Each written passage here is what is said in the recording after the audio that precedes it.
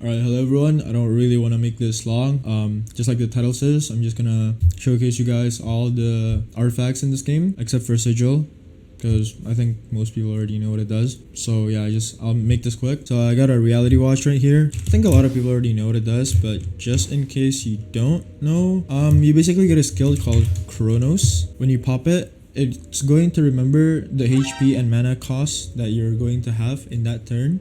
Okay, so for example, now as you can see, I have 1 mana. If I pop Chronos right now, so in the next 3 turns, counting that one, so in the next 2 moves I will do, I'll go back and revert to my original state where, you know, I was that many HP and like where I had 1 mana.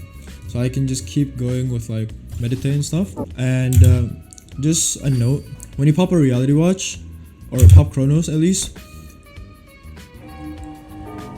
so as you can see, I got my health back and I got my mana back. Your health goes back depending on what time you pop your Chronos at. If you pop Chronos at 90 HP, then you'll go back to 90 HP. So it's not like Tracer where you're gonna just go back to like max HP or basically like the highest HP you got at that time. And just a note, you can still die when you are in Chronos. So don't think that the next 3 turns you're immune. No, you're not. Not possible. Alright, next one we got a Metrom's Amulet.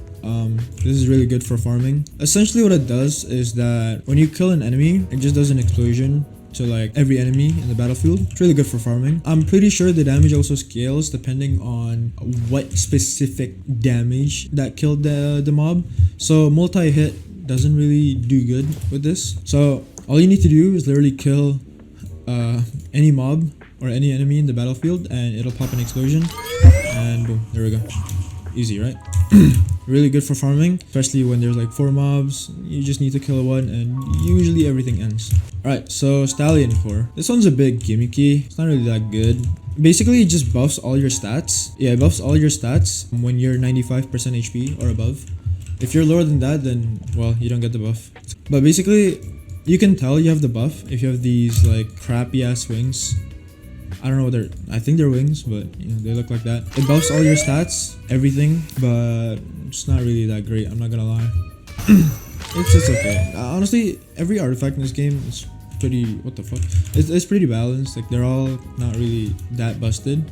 Alright, I'll go to the last one, hold on. Here we go, this is Dark Sigil. Vanity is kind of cool, it's just like some markings in your eye.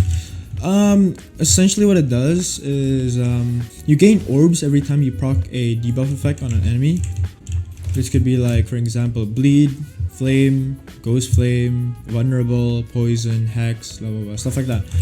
Okay, so Dark Sigil, a bit more situational as well. You really need to be an alchemist unless your class already procs a lot of debuffs. So just wait until I get a dangerous mixture here, then I'll show you. And I kind of got stunned. The description is supposed to be like it does 15% of max HP, but no, it doesn't. Right, so as you can see, well, it kind of died and I can't really show the debuff, but basically when you debuff you get an orb, and when these orb reaches 6 or it kind of goes full, they do a percentage amount of damage, which sounds good, but at max I've seen a Dark Sigil does is like 50 damage, which is not that bad, but considering that you need 6 orbs and you also like need to prepare it, it's kind of annoying, and that's also against bosses only.